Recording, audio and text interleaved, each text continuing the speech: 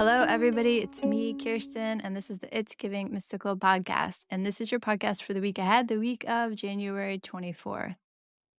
Okay, so listen, you guys, it's been so crazy. I usually record the podcast like Tuesday, Wednesday, maybe if I'm, running late Thursday, and then I have time to listen to it, edit it, add all the music and visuals and all of that stuff.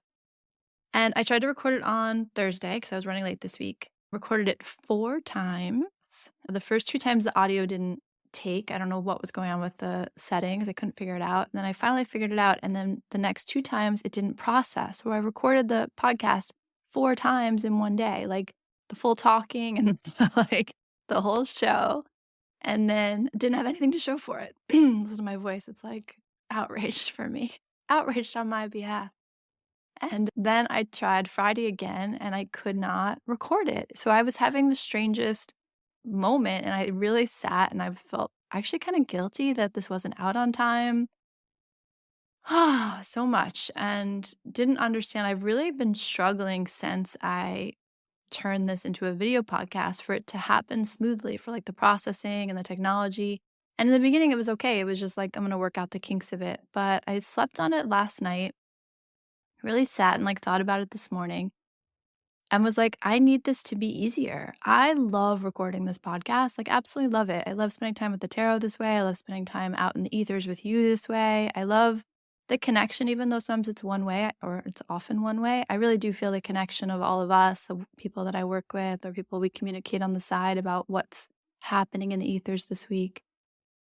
And I think that I've decided for now that I'm going to go back to the audio format. And I guess maybe I feel, to be honest, like a little self conscious on camera, or I just like see it with this critical eye that really takes away from the energy of the podcast. But it just adds this layer of perception that takes the joy out of it for me. And I don't want to do that. I don't, the world we live in, it's so complicated as it is, and I just feel like there's no room for that. So, sat down today to record this. The other thing that I thought was, am I working with the wrong card? Like I kept I kept sitting with the card I pulled, full disclosure, was the 9 of Wands.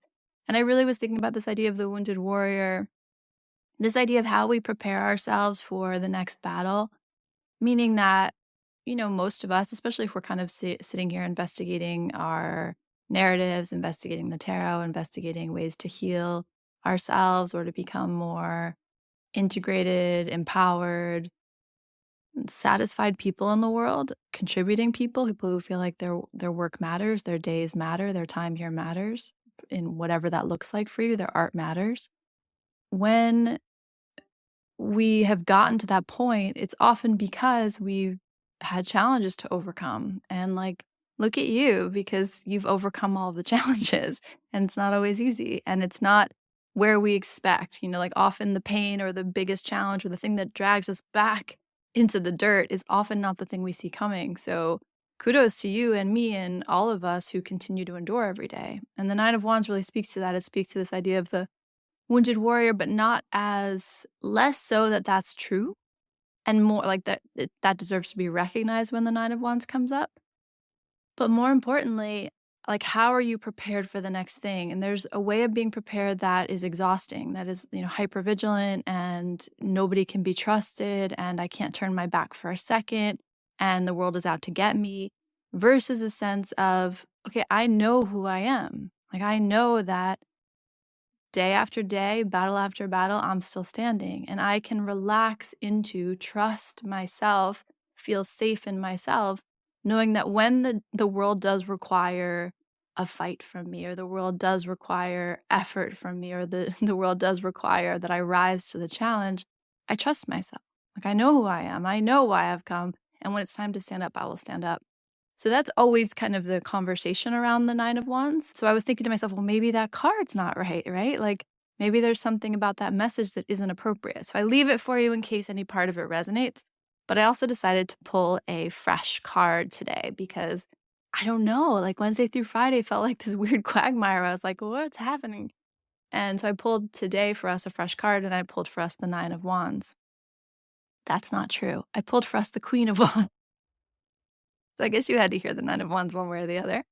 but I pulled the Queen of Wands this time. And there's just this very clear messaging around your warmth and your light. And the Queen of Wands is, we love her. She's kind of the bad bitch of the tarot.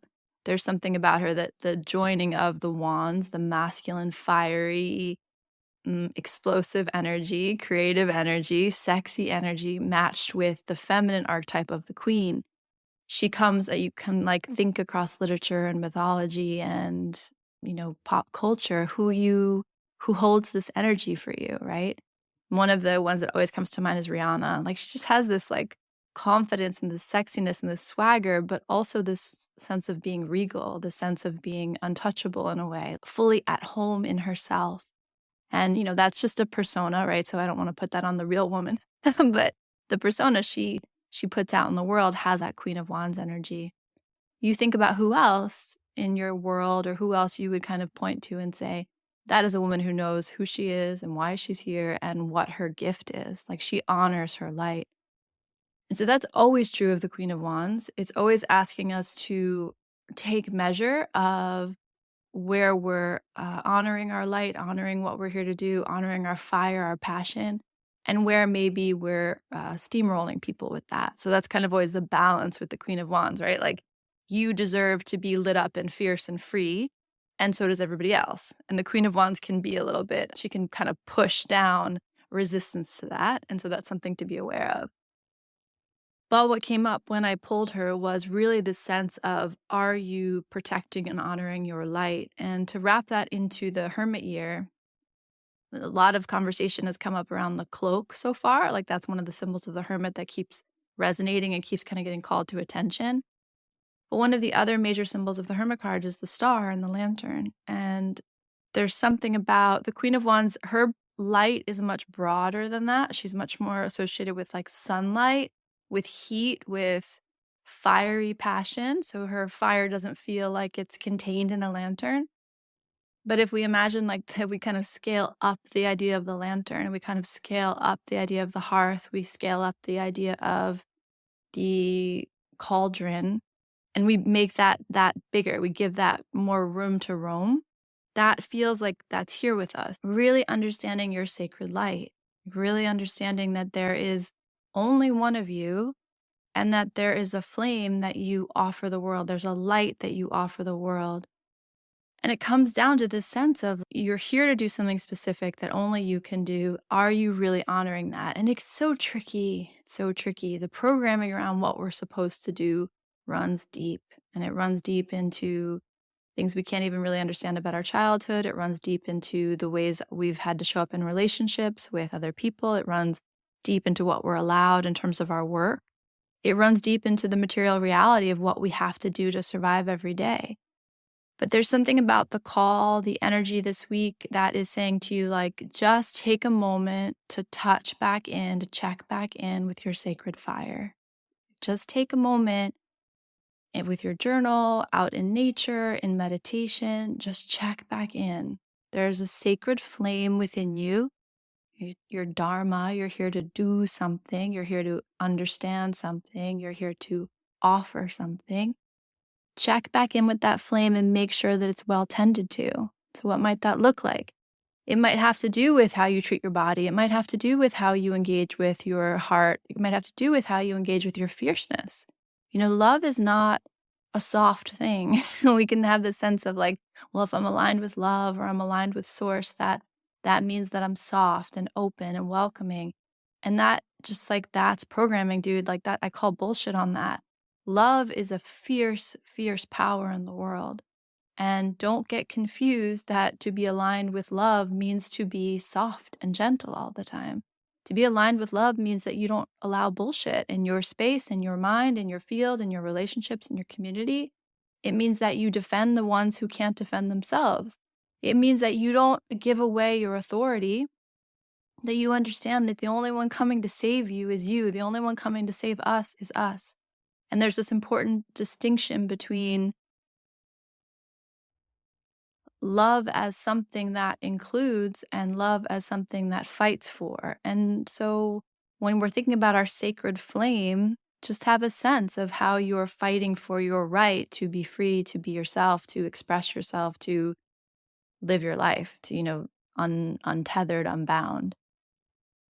And the Queen of Wands is in kind of direct conflict to this truth that exists in the Devil card, right? This idea that we're all bound to something, we're all tethered to something, we're all in service to something. The Queen of Wands really fights that, right? Like her journey, her search is to be free. Her search is to be untethered. Her search is to be able to, follow her passion, follow her sacred flame and let nothing stop her.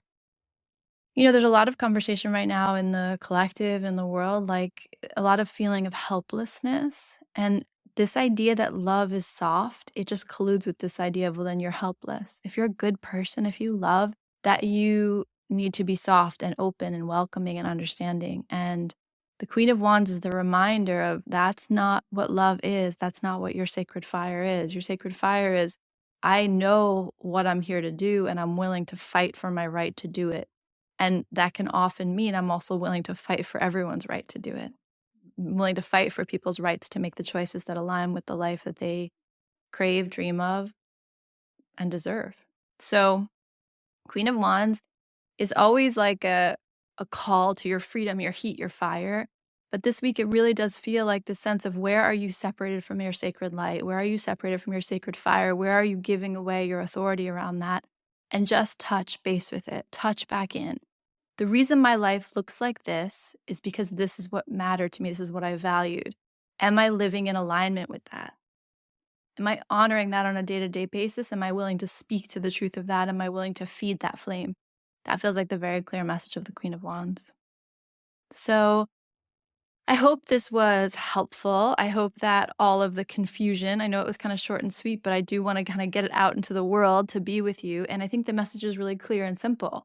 Check back in with your sacred fire. Check back in with the things that light you up and turn you on and make you excited about getting out of bed in the morning, and see how your life is aligning with that, and check yourself and make adjustments accordingly. There's something about that call that is obviously infused in the Hermit year, but particularly infused in this week ahead. Don't let fear and confusion and distraction seduce you. Like, don't let that seductive call make you drive your ship into the rocks. Like, your ship is here to sail a certain course. Like, you're here to do something. And that's not, again, like, not necessarily about where you arrive. It's about how you move through the ocean, like how you surf the waves. And there's something about this Queen of Wands that's like, just check back in. Check back in. Like, you are not extinguished.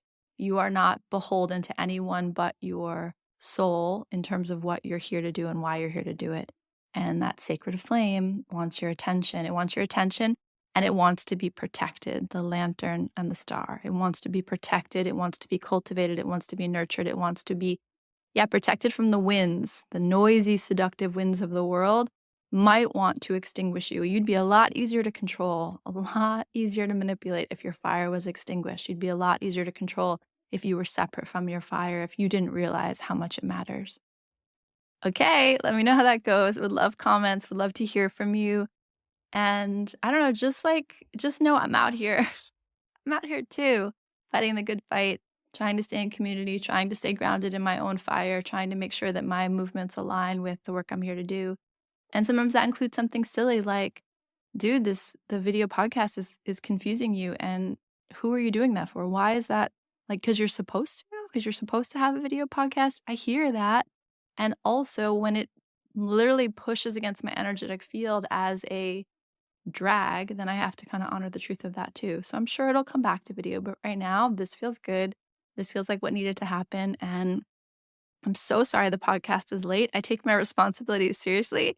I take my patterns and my art seriously. So the fact that I'm a day late it means something to me. I appreciate it. I sit with it. I don't let that pass by. And I send you guys so much love. And I want you to know how much it means to me personally, but also to the collective, that you are aligned with your fire. That really, really matters, especially right now. Talk to you later. Bye.